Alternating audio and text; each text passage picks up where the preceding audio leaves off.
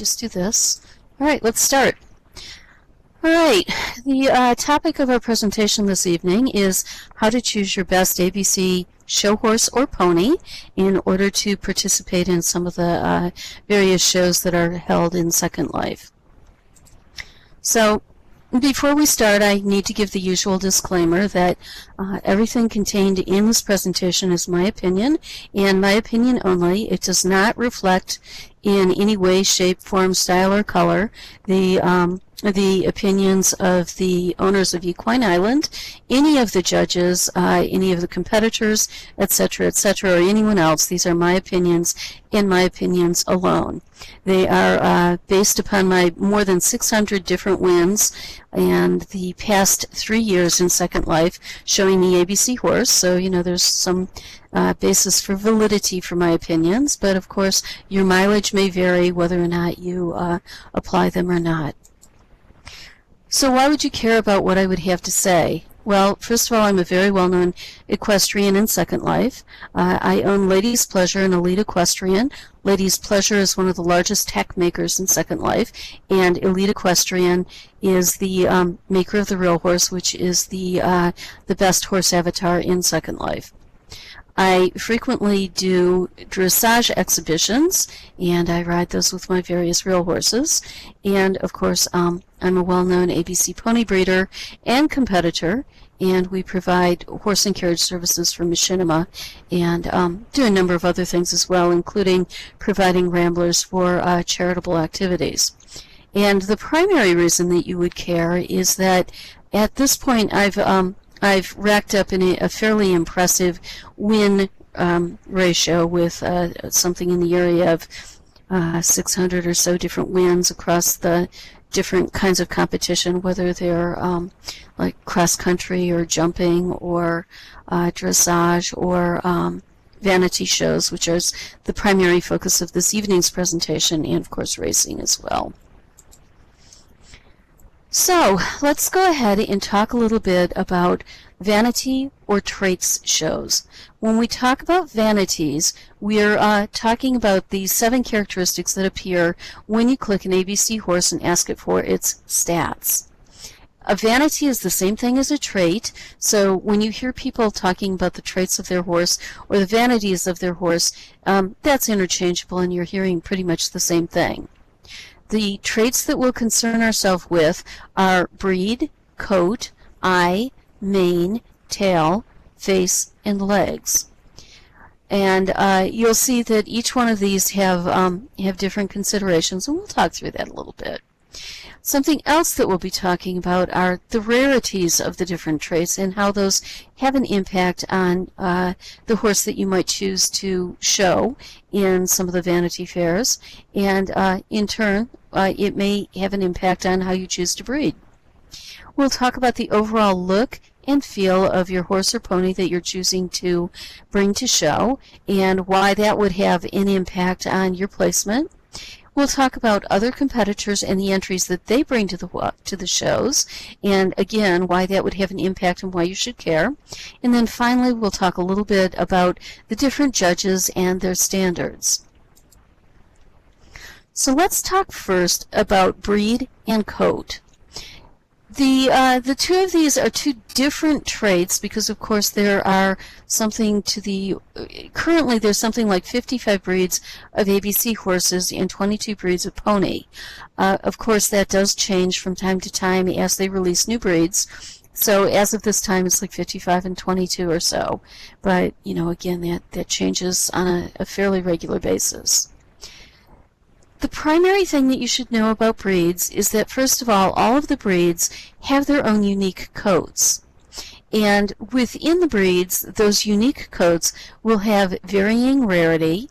And when they first are released on the grid, there's a rarity ranking that ABC assigns them to the degree to which they are releasing them into the gene pool. However, that often changes depending on what breeders are doing. For example, when the Gotland came out, the Red Dala, which was supposed to be one of the rarer coats, it came out, I think, second or so. And Since then, it has been bred to be one of the most common coats in the Gotland, even though if you look at the website, it says that it's rare. If you look at the percentage of Gotland ponies that actually have that coat, it's pretty high. It's something like, I want to say 35% the last time I looked. It's a very high thing. People love the red Dala on the Gotland, so they really breed for it, even though originally it was intended to be a rare coat. The other thing that you need to know about breeds and coats is that judges may not know what is rare in your breed. When you're breeding, of course, you know all about your breed because you've educated yourself and you found out about what is rare and what you like, and you've gone ahead and you've set up your breeding program accordingly. Judges, on the other hand, come in and they are required to judge all 55 plus breeds of horses and all 22 plus breeds of ponies. And I put the plus there because, you never know when the next breed is going to be released. I mean, when we're done with this particular taping, it could turn out that there's a new breed that's going to come out over the holiday weekend or something like that. You just never know. But in any event, the judges are required to know about all of these horses and all of these ponies, and frankly, that's not really terribly possible. So your judges may not know what is rare in your breed. And the other thing is they may have checked the rarity listings a week ago or 2 weeks ago prior to the show, getting ready for it. But because these things change on a daily basis, what was rare last week may not be rare this week. It just really depends on what drops, what is kept, and what people decide to keep in the genetic pool versus petting it out or doing other things with it. So kind of keep that in mind when you're pulling your horse or your pony to take to a show. Now, overall, it's been my experience that it is harder to win with a chestnut, a bay, or a brown coat, even if it is the rare coat. And an example of that would be the Lundy pony. Right now, the Lundy pony, the bay coat, is the rarest coat on the grid. And that is actually a pretty coat on that pony, but people prefer some of the other coats on it. So even though it's very rare, it can be harder to win with that bay Lundy. And having said that, of course, there's always the exception that proves the rule. And in the last month or so, there were a number of bay, brown, and chestnut coats that did get best of breed, and I think that even a couple of them made it to the podium. But I'd have to go back and actually look at the website and see who won and who didn't win. But in general, you can take it as an axiom that chestnut, bay, or brown coats are a little harder to bring to best in breed or to bring to the podium. Obviously, some breeds of horses are mostly bay, and for example, the Budione is largely a brown horse. So you've got some beautiful chestnuts in there, and so on and so forth. And obviously, at some point, those will win. And I've certainly put up a number of best of breeds that are in the brown category, but they very seldom go on to the podium.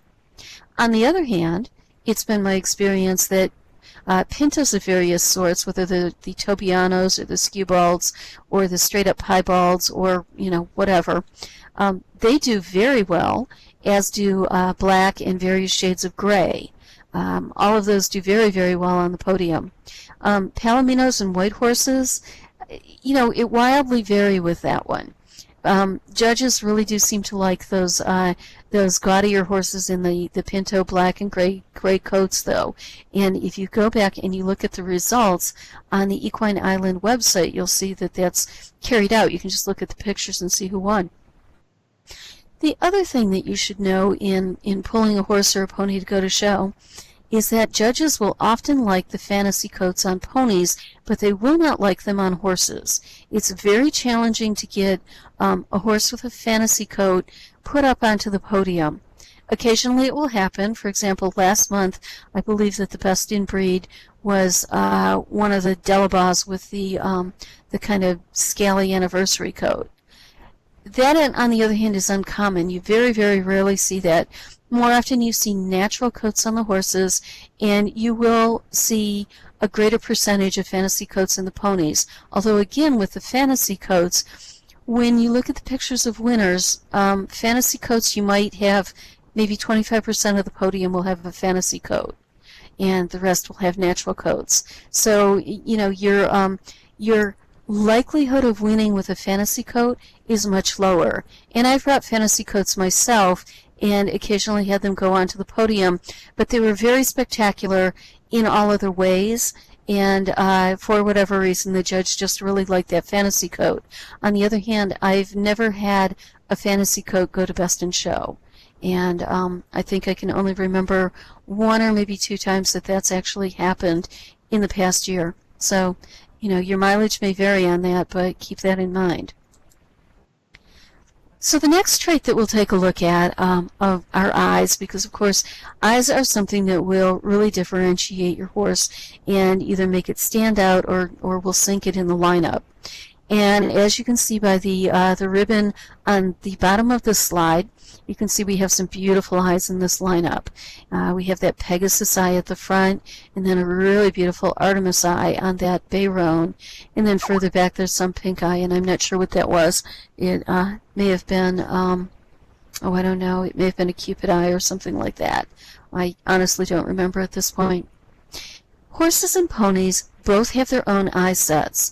There's a subset of eyes that both horses and ponies do share, things like sky, denim, chartreuse, light and dark brown, cocoa, fireworks, independence eye, and a handful of other ones that they commonly share between them. But for the most part, horses have their own version of eyes, and ponies have their own version of eyes.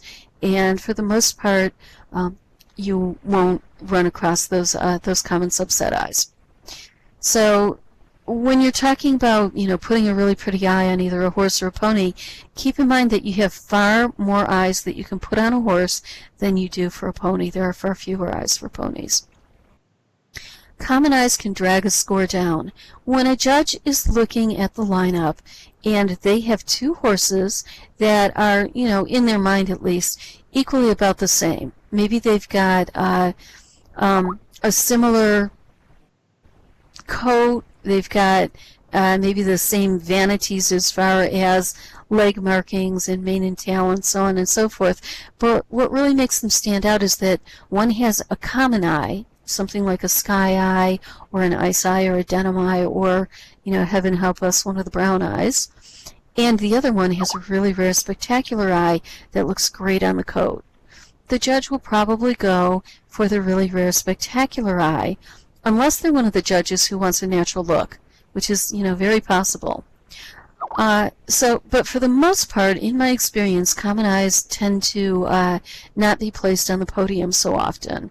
And having said that, of course, I can immediately call to mind the exceptions to the rule, but they're rare. So, you know, do keep that in mind, that the common eyes do tend to be rarer on the podium. And in addition to that, there are rare eyes that when they appear, no matter how good the rest of the horse is, they just won't get that horse beyond best of breed. It won't go to the podium. It may or may not even make it to best of breed. And those are eyes, for example, like the Oro del Muerto, and I'm sure I'm butchering that name, but that eye is that weird glowing aqua eye. And I don't actually know of any judges who like it. And it does show up occasionally, but it's a very strange looking eye, and it's hard to put that on a horse and have it look really good. And there's a handful of other eyes as well that people just don't like for whatever reason. It's hard to put on. You know, the Aphrodite eye is kind of one of those. It's a glaring pink. And there's, you know, a couple of other ones. Fandango and the Pony. That's also a really hot pink, and it's hard to put on a coat and have it actually look really good. So, and they're relatively rare, but on the other hand, this is where you kind of talk about rarities, because some things are rare because people just don't like them. So they're rare, but you know that if you put a horse or a pony in with that rare trait, they probably won't do very well because people don't like it. And, that comes back to the judges' standards, and we'll talk a little bit more about that. Judges, of course, have varying opinions about eyes. Some judges really like a spectacular eye. Some judges like a natural eye. Some judges don't care. I mean, they actually feel that there's a bigger picture to look at there. Now, personally, when I'm asked to judge, if I see a horse or a pony with a brown eye in a vanity fair, like show, a vanity show, a trade show, I will immediately gate that horse or pony because I feel like that is such a common eye. It really has no place in a horse or a pony that's being sent into a show that's being billed as a vanities or a trade show. Because the idea, of course, is to really strut your stuff as a breeder, to show that you have the ability to incorporate whatever it is that you need to bring to the podium. My other experience is that equines with common eyes will rarely win on the podium. And again, of course, there's always the exception that proves the rule. But I don't recall a brown-eyed horse or pony ever winning Best in Show or Reserve Best in Show. They may make it to the lower level of the podium, but again, that is also really rare. And while they may make it to Best of Breed, that's usually because the competitors that are competing against it brought entries that weren't as strong as the horse or the pony with the brown eye or the common eye. So that brings us to the next set of traits, and we'll handle manes and tails concurrently because, the hair of the horse is important, and you don't just look at the mane and you don't just look at the tail, you actually look at the mane-tail combination. So even though manes and tails both have their own separate rarity rating, when the judge goes to look at the horse or the pony in the judging stall, they're actually looking at the mane and the tail combination, not just the mane, not just the tail. In general, in my experience, and supported by the numbers that are out there, matching manes and tails perform better than non-matching manes and tails. Racing vanities, which are bun plate or bun roach, tend to not get placed in trade shows. They're fairly common. They're common because they're bred heavily for the racing horses and ponies, but they're just not regarded as being something that most judges really like to see. So you very, very rarely will see a pony with a bun or a pony with a plate really showing up on the podium, unless that is a pony with a plate in either a full plate or a plate tail. Sometimes they'll get placed, but again, not so much. In looking at that, some manes and tails should just be avoided when you are selecting your horse or your pony to take to a trade show. And included in those are things like the full tail, which is very common, wavy short tails. Those seldom get placed compared to some of the more desirable looks that are out there. With your manes, up manes don't get placed very often as opposed to up wavy, which is different. Medium, wavy, short, and again that poor roached mane, even though it's very rare and is actually a very nice mane combined on the right breed, it just almost never makes it to Best of Breed or up on the podium. I have an absolutely gorgeous Highland. He is perfect in all ways, except for the fact that he has a roached mane and a full plate tail, and the judges hate him. He has an ultra-rare coat, he has gorgeous double-stocking legs, and he actually has an eye that just looks amazing on his coat. But it doesn't matter. I have entered him a couple of times, and the judges do not like that combination of the roached mane, full plate tail. So he stays home. I like him, but the judges do not, so that's kind of the way that goes. Some of the desirable looks that you might want to look for in selecting your show horse or pony. Things that have won heavily on the podium in the last year include the long looks, which are things like long wavy, for the horses double French, double crimp, for horses and ponies alike double diamond, although double diamond is a funny thing because it's kind of an older look, and it really depends on what your judge has to say about things.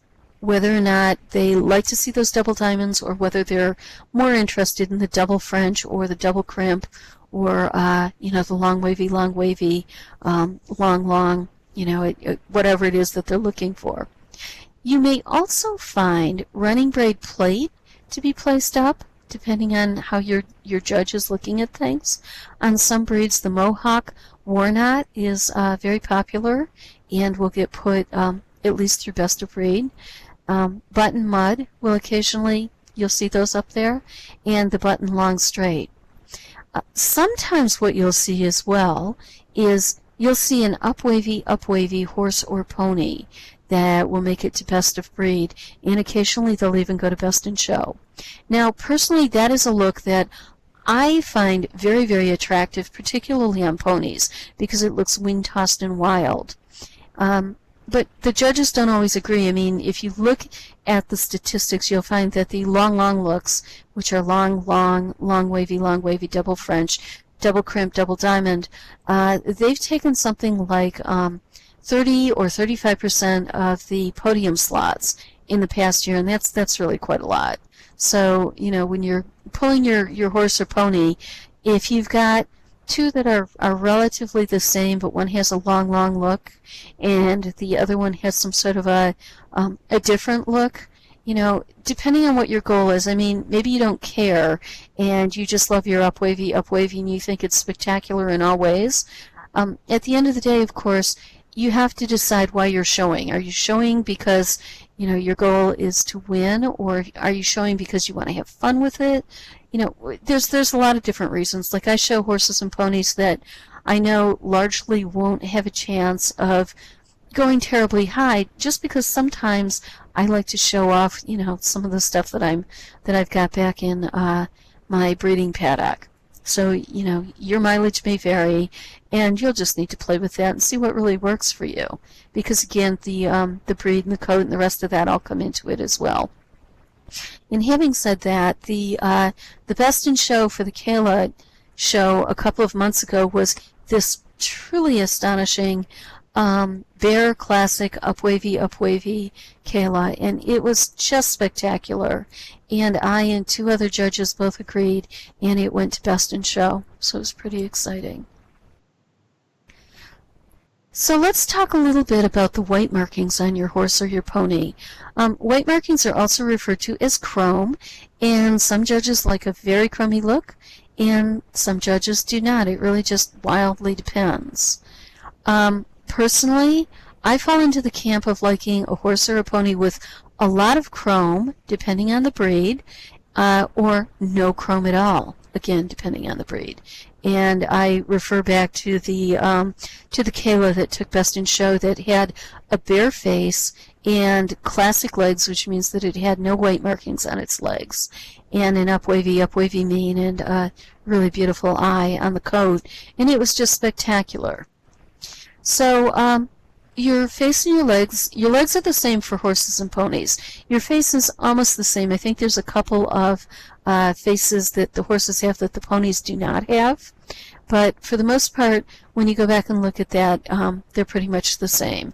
And, you have your options of classic legs, which have no white. You have pasterns, you have socks, you have stockings, and a variety of combinations thereof. All bear is the rarest and hardest to breed for, and you would think that sending an all bear horse to a vanity show would automatically get you some sort of a podium position. But in fact, because the bear face is the most common face on the grid, and the classic leg is also extremely common, you don't necessarily always see all bear up on the podium or even in best of breed. Even though I can personally attest that it is the rarest and hardest to breed for, to get an all-bear horse and pony that is spectacular in all ways. You can sometimes manage to get the no white on there, but then of course getting the hair to work and getting a pretty eye on it and an attractive coat and all the rest of that, it becomes quite a challenge. It can be very, very hard. So then you have to decide, do you want matching or unmatching legs? And by that I mean, do you want double stockings, double socks, double pasterns, double classics? Do you want unmatched legs? Do you want stair-step legs?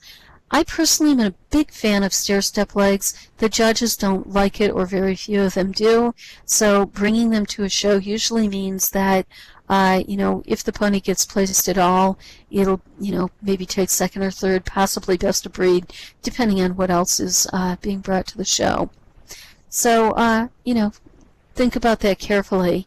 The one thing that you do really want to avoid is absolutely unmatching legs where there's no chrome on them at all. So, for example, if you've got a classic front end and a pastern stocking back end, or vice versa, where you've got white on the front end and classic on the back end, in any event, that's something that you really want to avoid, because your competition is probably going to have some nice matching legs.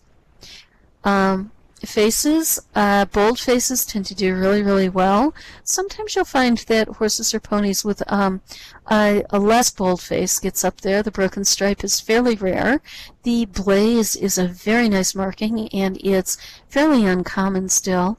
And it looks really spectacular on ponies and on breeds of horses that should have kind of a narrower looking face, because it makes it look narrower. Whereas you kind of don't really want to put that on a draft horse. A draft horse should probably have a big, bold, white face, because they're supposed to be, a big horse anyway.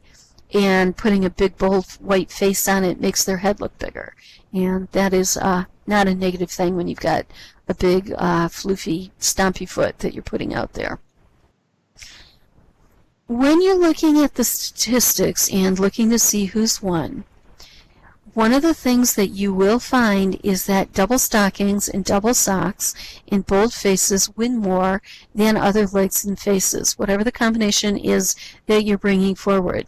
You'll just find that for the most part, the judges really like that big, bold, double stockings, lots of chrome, very flashy look. And in looking through my many wins, the majority of them have been with either double stockings or double socks. I can't actually even think of any of my horses that I've won with that haven't had that combination. So, that's a fairly substantial recommendation for the showier looking horse or pony.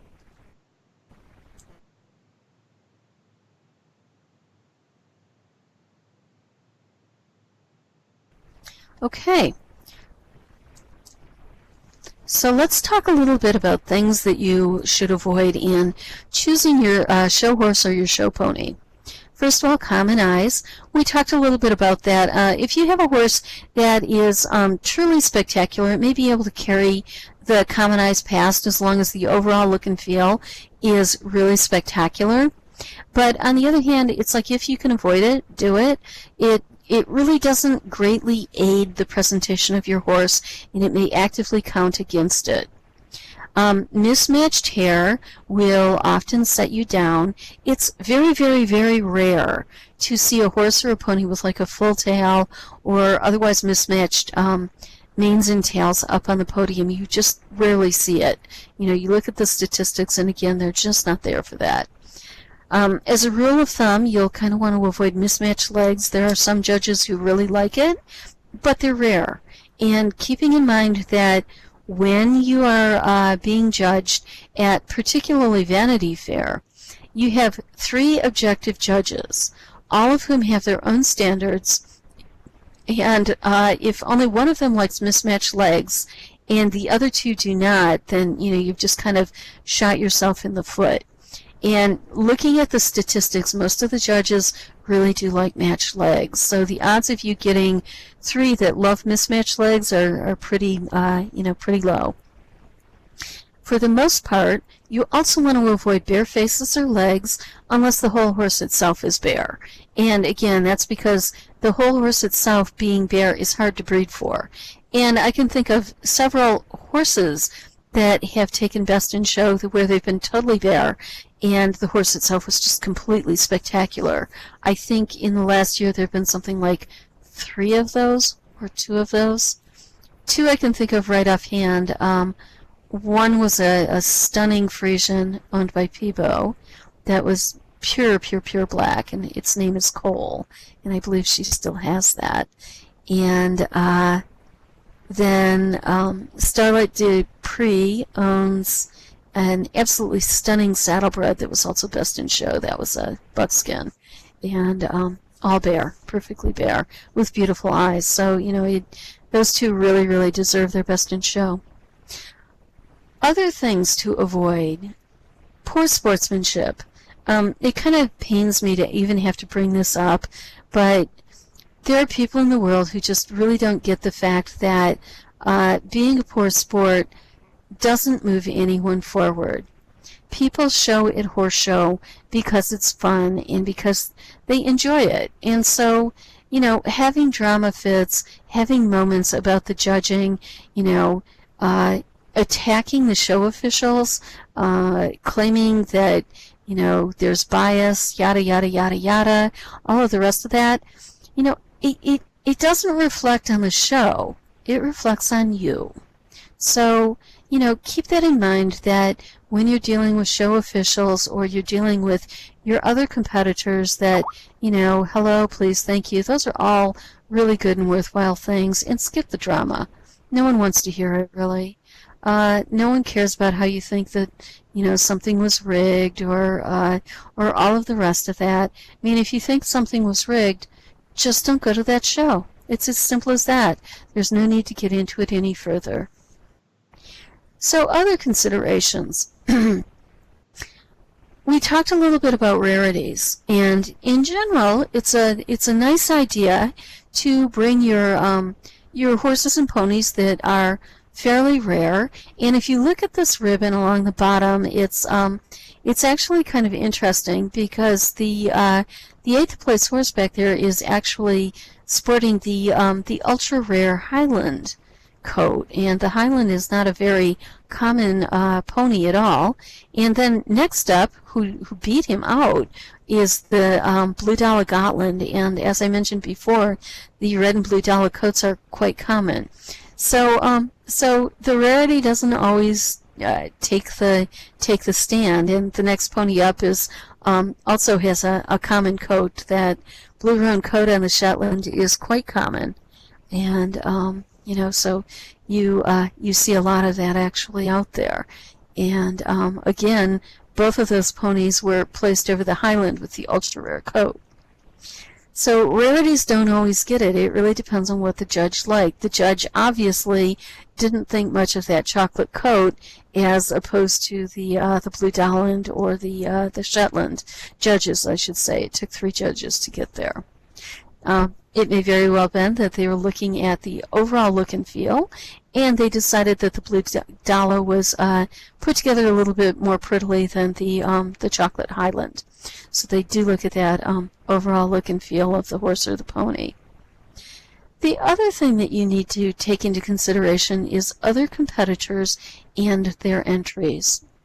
When you are being judged, particularly at Vanity Fair, you are not being judged against all of the horses in Second Life or all of the ponies in Second Life in your breed.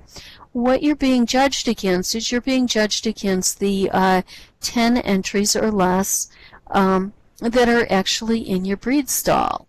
So what entries your competitors bring will have an impact on how you're scored and how you are placed within that particular entry.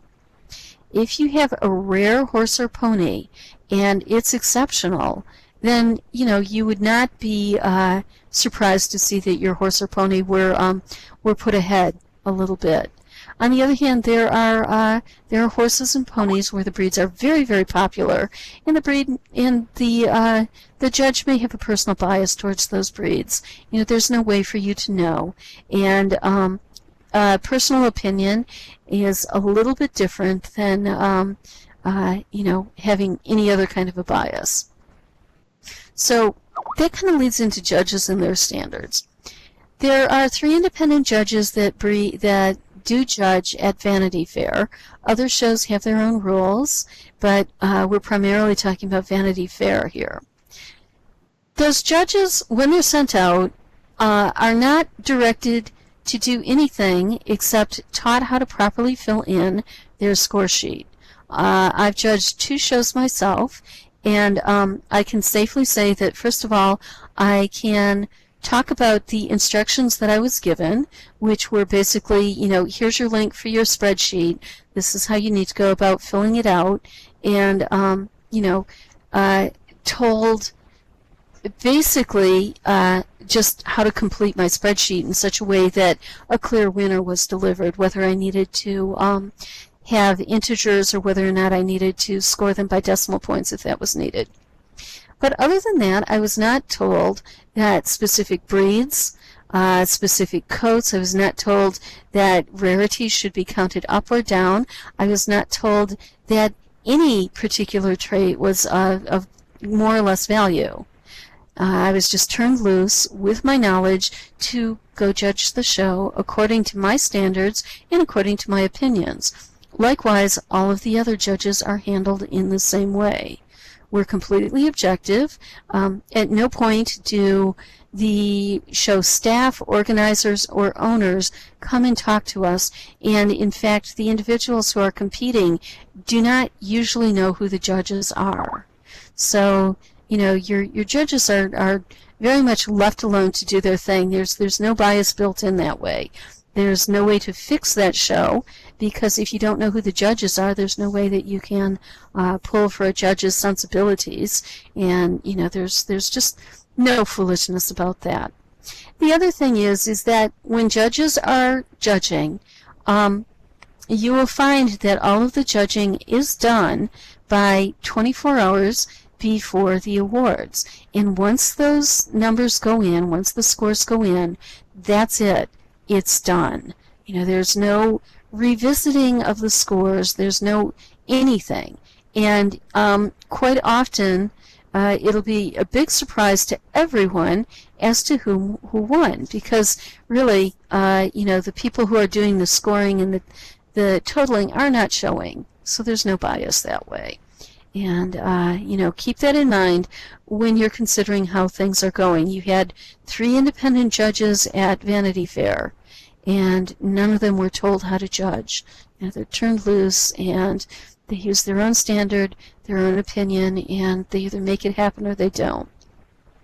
Something else that you need to take into consideration when you're planning your show strategy: rewind and revisit.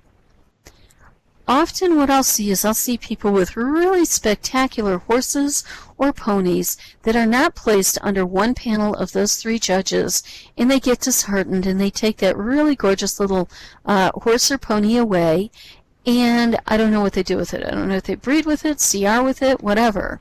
I would argue that if it's that good, bring it back and, put it in the next month's show, because you have 3 different judges to take a look at your horse or pony, and it may very well be that the judging is handled differently.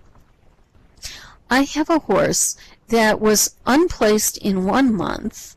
The month previous, it had taken Best of Breed, and then the month following, it not only took Best of Breed, but it took Reserve Best in Show. So go figure. Rewind and revisit.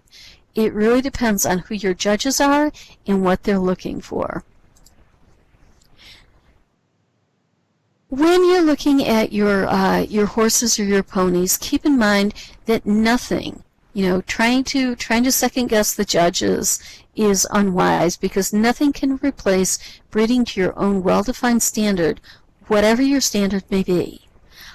I mentioned before that I love a very chromy little pony, and I like them with different kinds of mane sets. I like them up wavy. I like long. I like long wavy. I'm not so fond of double diamonds.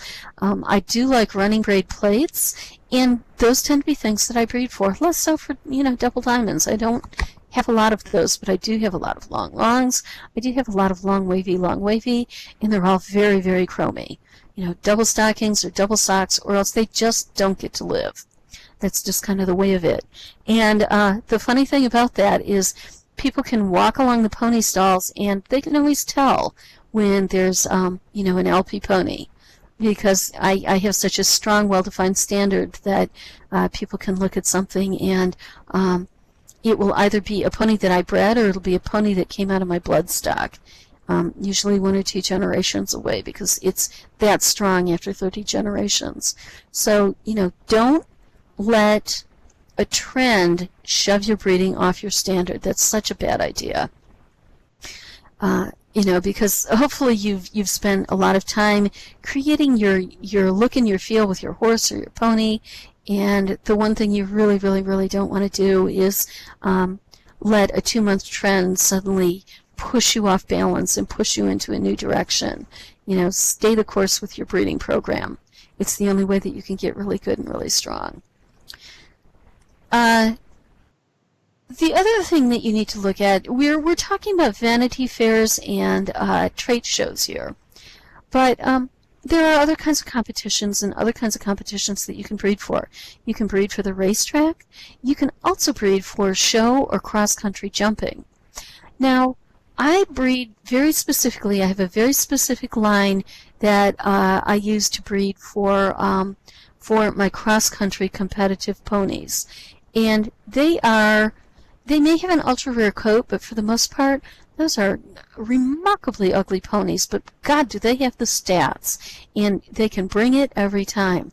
It's like I know what they need to do, I know what stats I need to provide, and so I breed for that specifically. But, those horses and ponies, they're never going to win any kind of a trade show or a vanity show, because they, I don't care if they have a brown eye, I don't care if they have mismatched legs, I don't care what kind of hair they have. The only thing that I care about is whether or not they have the stats that can support the competition. So, keep that in mind as well. And then, of course, lastly, we come back to sportsmanship. And I know that I'm kind of hammering this home, but being a good sport keeps it fun for everyone. Not just you, but everybody else. So let's talk really briefly about sportsmanship. The golden rules of showing, they're pretty much the same golden rules that your parents should have taught you. Hello, please, thank you, congratulations when someone else wins, good luck when they're going into the ring. It costs you nothing to wish people luck and to not come across as being some sort of a dramatic asshole. There's just no reason for that. Greet the competitors when they show up. If you see them around the show barn and you have time, a brief hello is often nice. I'll admit that when I'm in a hurry, I can often just bolt in and bolt out, and someone may talk to me, but because I'm always in a hurry, I'm kind of like the worst transgressor of the hello thing. But if I'm there for a little bit, I'll certainly speak to people, and hopefully, if they need help, they'll ask for it. Save your drama for your mama. No one at the show needs it. No one else cares. No one really gives a hoot whether or not you think the judging was rigged, which is, often a common complaint from people who don't win. Well, if you're not winning, maybe you need to look at what you're bringing to the show, because it has nothing to do with who you are. It has everything to do with the quality of your horse. It is remarkable to me. And, if you think that the judge was knocked in the head, there's a couple of things that you can do about that. First of all, volunteer to judge, volunteer to do something. It takes a lot of work to put events like Vanity Fair on, and, a lot of times things like judging does run on the back of volunteers. If you don't like the judging, don't complain about it. Volunteer and be part of the solution. Step up and offer to judge one of the many shows that are around. I'm sure that offer will be gratefully accepted. It is consistently a surprise to me that people want to complain about that. They're going to a free show that's fast and fun and easy to do, and they want to complain about things like that. But they don't want to be part of the solution. So, don't you be part of the problem. Remember your sportsmanship. Good manners never hurt anyone. If you can't control yourself, maybe you should. And of course, it always bears repeating that the judge is always right. Even if you think the judge is completely wrong, and I have sat through classes before where, and please understand me that we win a lot, but I've actually sat through shows where I sat there and I looked at the best in show pony or horse and thought to myself, how did that happen? And I may have very well, bred that, particularly the pony, where, the pony ends up on the podium, and I'm thinking to myself, I don't know how that happened, because in my opinion, that's really not the best in show. But on the other hand, my opinion doesn't matter, because I was not the judge. And 3 independent judges who had their own objective standards chose that pony, and so therefore it is the best in show. And the judge is always right, and nobody's going to go back and change it just because of my opinion. Let's talk briefly about strategies to win. Not everyone shows for fun. I mean, showing for fun can be fun, but it's even more fun when you win. So let's talk about some strategies to get you on the podium. First of all, one of the things that you do need to know is that horse showing is a numbers game. And when I say that, it means that you need to put your maximum number of horses or ponies into the show to maximize the number of ribbons that you're likely to get. We tend to show in a pool, so we have a number of people who are involved with my my show stable, and I let the girls come in and pick the horses or ponies that they're going to show with, and occasionally I'll have one that I'll just be like, hands off, that one's mine. Unfortunately, when I do that, it doesn't always win, but it's you got to have your own standards. You need to know your competition, know what your competition is bringing, what they're likely to bring, what they're likely to plunk down.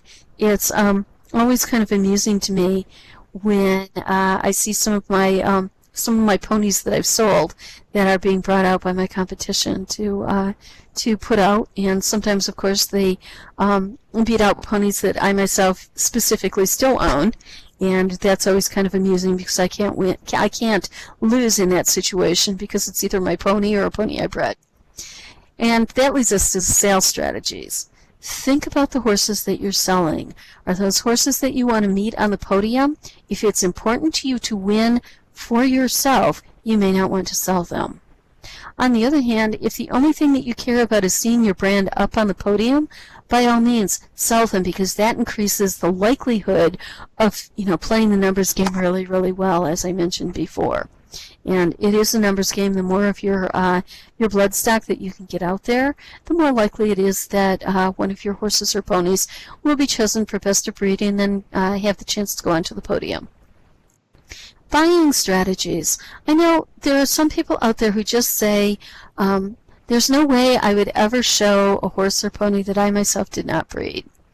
And I'm here to say that if it is your strategy to win and build value into your breeding pool and value into the horses and ponies that you want to sell, girlfriend, get out there, or boyfriend, as the case may be, get out there, buy yourself the best stock that you can, and if it's better than what you've got in your pool at any given time, carry that meshy head of yours proudly high and put it in the show. I am still showing horses that were bred to me by Greco Thorne, and he bred some astonishing horses, and they still continue to win for me, and it's always exciting when one of those wins. And is it good, bad, or indifferent? I don't even breed horses anymore. I'm showing pets. So, a competitive buying strategy may help elevate your numbers a little bit if that's important to you. Be competitive, for heaven's sakes. If your goal here is to win, then act like a winner and start getting really competitive. Look at the numbers, look at your competition, figure out your sales strategy, take that big picture look. Because if you want to be competitive, you have to look at more than just your class, just your horse, just your pony, even just one show. We've always taken the long-term strategic look and said, this is where we want to be at whatever point. And having said that, I mean, as I'm approaching my retirement out of showing, you know, it's safe to say that that was a very successful strategy for me, and hopefully it will be successful for you as well. And then finally, as you start thinking through, you know, your strategies to win, and as you start making it to best of breed and making it to the podium, start being prepared for success. Because unfortunately, there are people out there who are not very sportsmanlike, and they're not going to be very happy when you win. And, you know, backstabbing, bitchiness, all of those things will occur. It's just kind of like built into human nature that people get jealous and then they get stupid. So, you know, of course, you're not going to be like that. You're going to be proud and happy for people around you when they go on to win, and you're going to be equally proud and happy when you win, and you're going to thank people when it's all said and done, because that's part of being prepared for success, is being a superior sportsman. So I'd like to acknowledge a few people. Greco Thorne, who I mentioned before, he was actually really critical and integral in sharing his detailed information about breeding ABC horses for show, and I applaud that to my ponies, and it worked really, really well for me. Peebo Alderberry and Rahid One, they have graciously shared pony stock with me over the years. Peebo actually gave me the first breeding for a double stocking pony on the grid, and that, of course, was like my basis for all my highly chromed little guys. And, you know, big thank you to Peebo, and a big thank you to Rahid, who has been amazing about sharing stock for particular traits that I'm looking for. And, of course, Alaric and Eternal, because they put on Vanity Fair, which is a big potload of work. And, you know, it's continued hard work. And they present not just Vanity Fair, but also the Killer Kayla show, and they support the rodeo that's held here. And also, of course, Equine Island Cross Country, which is a hell of a lot of fun. And I hope that we'll see more people out, you know, at that particular event. But there's always events going on, and they're very active and very friendly and very unbiased and objective. I mean, I can't speak highly enough about them. And, of course, once again, we come to that disclaimer where we have to remind everyone that everything that you've just heard is my opinion, and my opinion only, and it is not the opinion and does not reflect the opinions of anyone else, no one affiliated with Equine Island, none of the judges, none of the other competitors. These are solely and purely my opinion, and they're based on my my rather substantial win ratios over the past 3 years. So I think we're up to about 600 or 620 or so different wins at this point, and those do include both Grand Championships, quite a few Best in Show. I think we've got 11 Best in Show or so, and innumerable Best in Breed, and some of those were against some pretty stiff numbers. I think we took Best in Show against 440 horses, which, you know, I was kind of proud of that accomplishment. And we regularly place Best in Show ponies against anywhere from 150 to 170 other ponies. So, you know, those are real numbers. And hopefully, if you use the information that I've given to you here, it will help you to put yourself both in the ribbons and on the podium. So see you at the show. Have a great time.